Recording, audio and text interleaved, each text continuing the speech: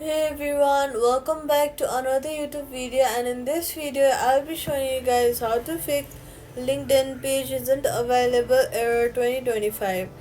First of all, check the link or URL. Make sure you're visiting the correct LinkedIn page. Sometimes outdated links can cause this error. Next, go ahead and open your settings, search for Safari, scroll down, clear history and website, and then click clear history. And for LinkedIn app, force close the app and reopen or reinstall. After that, check your internet connection. Switch between Wi-Fi and mobile data to rule out network issues.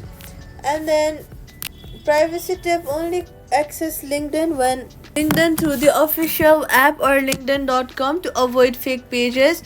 Quick fix: if the space is still not available, try logging in through the another browser or LinkedIn app. Restart your iPhone again. Contact LinkedIn support for error if the error persists. And that's it. Subscribe for more